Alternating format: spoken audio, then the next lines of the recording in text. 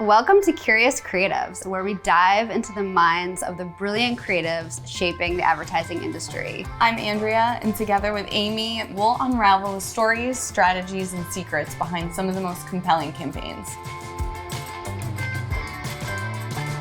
We are so excited to talk to Dr. Jessie Ford. When we were researching sexual inequality for our film Thirst, her papers came up during the research process. And I remember one paper that she wrote, and it was Why Pleasure Matters. And it dove into the health consequences of not incorporating sexual pleasure in sexual education.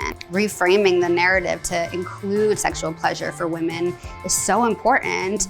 And her paper and her research really helped us validate that story. And I'm really curious to know what sort of research Bruno and his team did, in bringing the Phexxi campaign to life, because that's for a brand new client. Working in the advertising industry, we've all seen sort of those cringe, bad examples of companies, agencies talking about women's health in a way that feels lacking authenticity, not the real deal. So, Cringe-worthy. Very cringe. Yes. And a lot of that for sure. Yeah, and I think the Phexxi campaign, and we'd love to get your perspective on it, because to us, that felt like an authentic, bold approach to talking about birth control. Welcome to my vagina. In here, I make the rules. With the first of its kind birth control campaign for the first of its kind non-hormonal birth control. Phexxi, that dares to talk about sex, vaginas, and sexy vaginas. I think we want to start with what was the brief? What did you get briefed on? No, sure. I think the magic about this campaign, if we look for the early stage brief, like the first brief, it's not there. It was very functional. The brief was pretty much, you need to create awareness of a new contraceptive method that has no hormones, very functional, what it does, why it could be cool. But working with the team, strategy, creative, and pushing clients too, we realized that this product had so much more to say, and that it stands for so much more, right? So it became not about what the product does, but what it could represent to the contraceptive category as a whole and to women. It became less about the functionality and more about women taking back the control of their own bodies.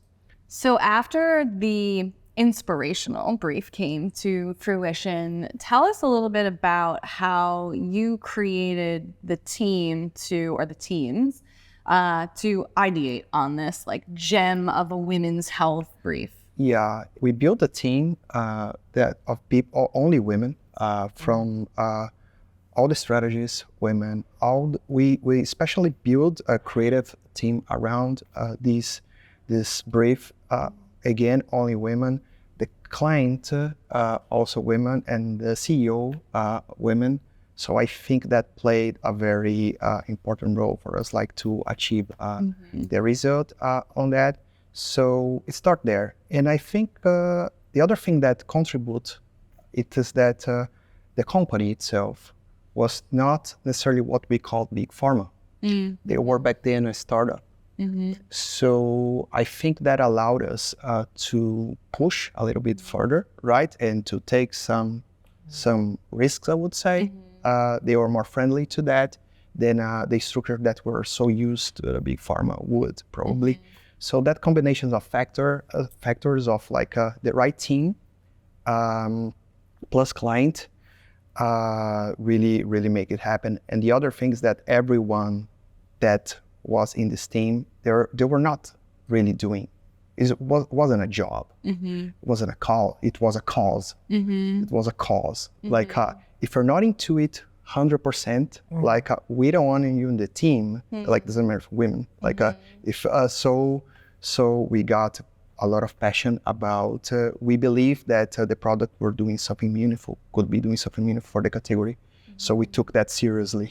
So this is kind of the behind the scenes a little bit. It's great. Yeah, it's so interesting when you were talking about the brief, right? You got a brief that felt so functional, and I think we all have experienced that, we have, brands want to sell their attributes. So it makes sense that we get briefs that really focus on the product. But you were able to push it, you and your team, Exactly. to Yeah. a more emotional place. Yeah. So I'm just curious, Jessie, from your perspective in terms of, research and human behavior, is getting, why does emotion matter to, communicating with audiences? You have a perspective on that? Well, a great question. I mean, my first thought is that particularly in relation to women's health, to sexual health, we know that historically, a lot of like campaigns, messages were designed around kind of like fear-based messaging or negative framing. And that only goes so far with people. Like increasingly what the research shows is when you take on like a more what I would call like a sex positive framing or like a holistic wellness, like body affirming framing, you get better outcomes. So I feel like it plays to people's like realities, to their, what's important to them, what people value. And I feel like that's why it goes further in terms of improving contraceptive uptake or other sexual health outcomes. I love that. Yeah. And the Phexxi campaign was such a good example of that, right? Because it wasn't fear-based, like don't get pregnant. It was like an empowering message. Exactly. Yeah. Exactly. And from the art to the writing. It really sort of invited consumers into taking control of their health. So let's get into, I guess, a little bit of the details of the campaign. Sure. I think as an art director, I'm going to talk about the copy. Yeah. I think the copywriting for that spot was so well done. Wow. So like the innuendos and things were smart. Everything seemed very specifically chosen. So can you talk a little bit about that process? And even like the safe space that needed probably, I would guess, to be created at the agency to make that be what it was. As you can imagine, it was a big deal. When you propose to go to national TV and start an ad saying like, welcome to my vagina, it's something that can be polarizing and can scare people inside the agency, can scare people on the client side. We had to push for this idea of making everyone more comfortable with that and eventually get it out. But it wasn't easy. It was not like that. Like, hey, here I have this idea and I love it. It's approved. No, it was a journey for us to get to the point, because the conclusion was either there's no middle ground here. Either we approach it like this or it's another idea. It's not this idea. I was going to say, I remember last year discussing this campaign as part of the New York Festival's jury. And I remember myself, along with the other jury members, we were just like, well, they're saying vagina. And it was such a big deal. Wow. And the fact that talking about just a woman's body part felt so bold, I think says a lot about society and stigma. Jessie, what do you think? Because I think like so much of that is because there's a stigma in our culture. Yes, it's like a great example of just like the broader discomfort and stigmatization and lack of normalization around sexuality and around women's bodies in particular. That there's double standards, that like women in particular were uncomfortable talking about things like the vagina or women's sexual acts, even more so than men. Meanwhile, I mean, I don't work in advertising, but meanwhile, it seems like Viagra has been like on TV for decades, right? Or exactly. Like, and it's like no big deal. You're right. You know, You're absolutely right. So I just feel like it's a classic example of our discomfort with women's bodies, things associated with women's bodies being like devalued, making people uncomfortable. I think that's exactly what you're running up against. And I think that it's so important to, like, even as creatives working in women's health, like knowing the biases and just pushing past them. Exactly. And even like you get to this point where you're like, oh, is this uncomfortable? And having to like take that out of your mind to overcome it. Because this was similar, when we started at KLICK, within the first, I think, 3 weeks, we were pitching the Thirst film, which is all about female pleasure and orgasms, and we're like going into like the founders of the company, and we're like, yeah, you don't know us, we don't know you, but we're going to talk about orgasms. So like 5 years ago, never would have thought that I was doing that, but that's what we did. And I think that like it's hearing about this story, and I'm sure that the women creatives who are behind this too had to have that sort of mentality, right? They were like a really strong powerhouse. I'm really proud. Like they were powerhouse. Machine, like it was amazing. Like and by the way, this thirst, like it's one of my favorite piece of works, like in terms of craft and what it stands for. Like it's beautiful, and I'm glad it exists. Same. I think thirst is such a great. It provides such a good platform for talking about something that isn't always talked about, right? We were talking about the orgasm gap and the importance of female pleasure. And that's actually how our relationship started with Jessie, because we were using your research to help validate this story, this narrative that we were telling, and talking about censorship, censoring women's pleasure. And even back what we were saying about, you can have ads about erectile dysfunction, but we can't talk about female pleasure. And I think what you brought to the table for us was the health consequences of that. It's not, it goes beyond, just sort of not talking about pleasure. There's serious health consequences. No, absolutely. Like there are worse health outcomes when we don't acknowledge the fact that a big reason why people have sex is pleasure. So Jessie, when you see content and ads like the Phexxi house rules on TV, you're immersed in this all the time. When you see content like that, like what do you think? Are we moving a needle? Like what is going on in your mind? Yeah, I have so many thoughts, but yes, I think we're moving the needle. I was thinking about what's so great about it is that it's like, welcome to my vagina. My vagina is a great place to be. Like it's beautiful. The colors are great. The energy in there is great. Yeah. And so much like of the data research historically is like women coming of age have shame around their vaginas. They're worried about their vagina. They're worried about what other people think about their vagina. And there's 100 years of products that are usually more focused on things like cleaning your vagina. Yeah. And instead this is like, my vagina is a great place to be. This is like positive, energized, and like now let's bring contraception in and like give it to you in an empowering way. So it's definitely moving. And this is absolutely the essence of what we try to do. It's a nice place to be. It's a place that represents also in the case of the ad, like the personality, who I am also. Yes. And what we try to do, we try to translate joy.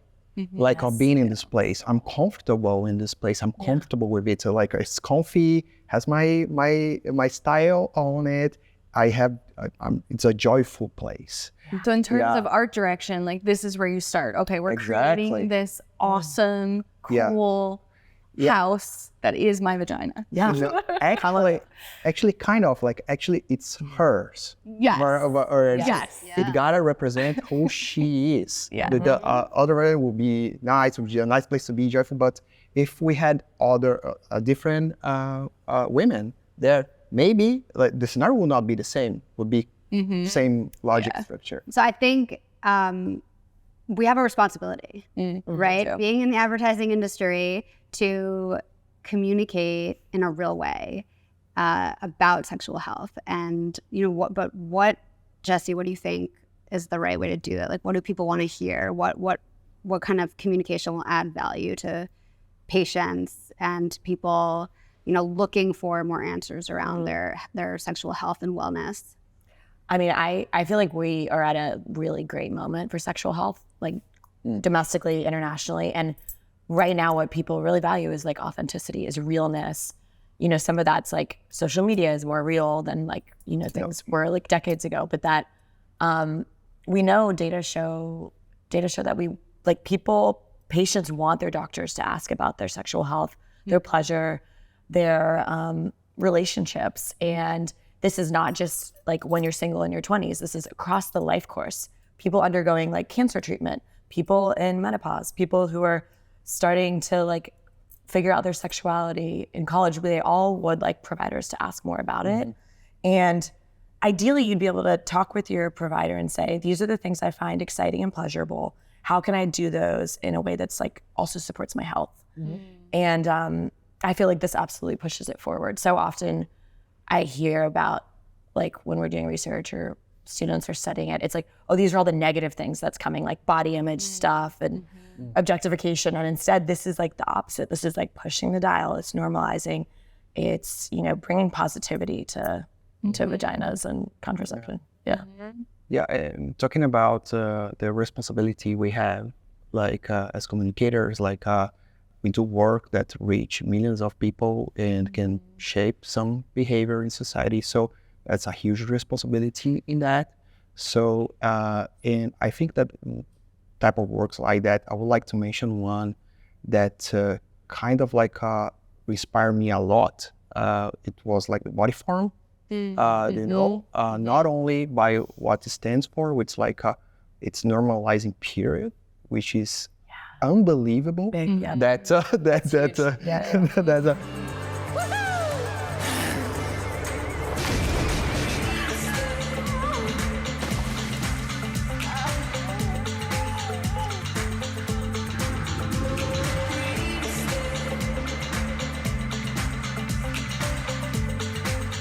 So I think one other aspect of this conversation is stigma, right? Stigma is really important and it is impacting the narrative and how we communicate.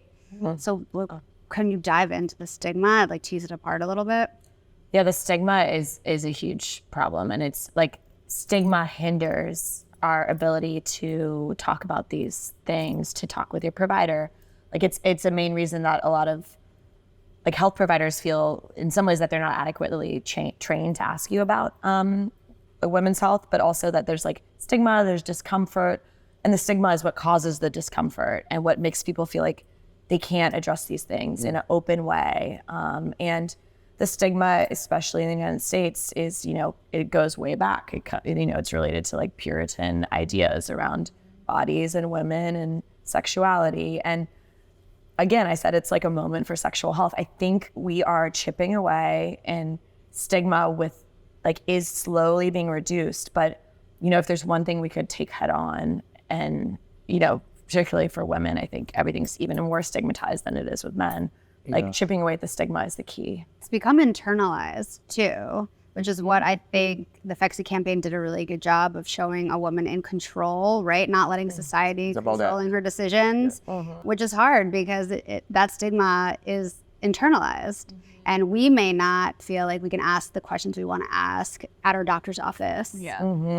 People would say like one of the things that happens around women's sexuality is like this pressure to like be in control, but then not be in control and like have an orgasm. And sometimes like these confusing mixed messages and these double standards, like be beautiful and sexy, but like don't take that too far. You know, women are navigating that, and it's I mean, we're slowly getting better at these things.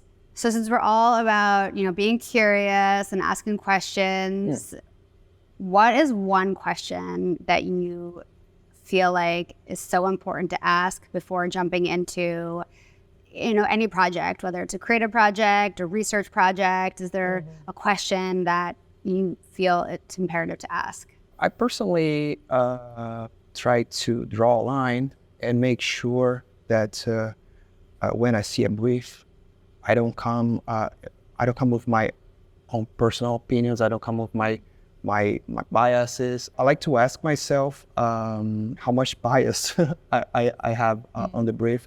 So, and make sure that it's not about my opinion, what's really solving the client's problems, like the problem of the brief. Like it's not about what I think, is about what sometimes will translate the message to the audience.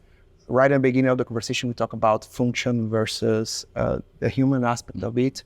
And in health, a lot of things that we do, they are really meaningful. So I try to think, what really is the essence? What is meaningful to people's life, right? About this problem we're solving, about this product. I love that. I was thinking, like, am I engaging with people's lived actual experiences in a way that can help them? But the other the question I think you have to ask too is, am I contributing to more stigma, to more like stagnant, backwards norms or ideas, or am I pushing things forward? Am I combating stereotypes, and am I pushing the bounds a little further in terms of preventing like women's health, sexuality, combating stigma? I love how Amy and I are allowed to, approach creativity right now from a very investigative perspective. Sure. So in finding problems and things that, are bothering us or that we see or are a nuisance in culture and, stigmas, how can we break them? I love finding aspects of my own passion in them. And I think that helps me at least bring in a level of empathy to the work. Sure. That can help take it to the next level. Yeah, for me, I think the kind of work that we're trying to create right now is work that doesn't feel like advertising. It doesn't feel like an interruption in someone's day. It feels like something they want to consume, people want to engage with. So I think what I'm asking myself now is there a human truth in what we're saying? And is that going to resonate?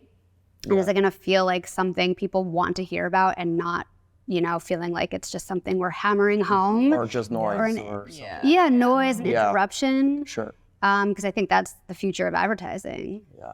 I guess the final question for you, Bruno, is jury president, New York Festival, pharma. Yeah. What are you going to be looking for? Oh my God, I'm super excited about that. I think we have a lot of work to do actually in pharma category in order to bridge the gap within other creative categories. So, by being in pharma advertising for so long, I know they struggle to getting something out the door. So I'm looking for more examples that can prove that we can deliver creative excellence to the pharmaceutical clients, to the health and wellness clients. So these clients start being more brave and have more reference of work that they can rely on. So the cascade start growing. So we see more and more and more and more and more. So it's still room for us to improve on that. And this is what I try to look to the jury for more examples. Thank you both so much for joining us today. Jessie, for your amazing insights. My pleasure. And perspective. Yeah. And Bruno, thank you for having the courage to join us for a women's health conversation. Sure. We appreciate all you're bringing to the table in advertising and for us today. Thanks for having me here. Thank you. Let's keep in touch. Yeah.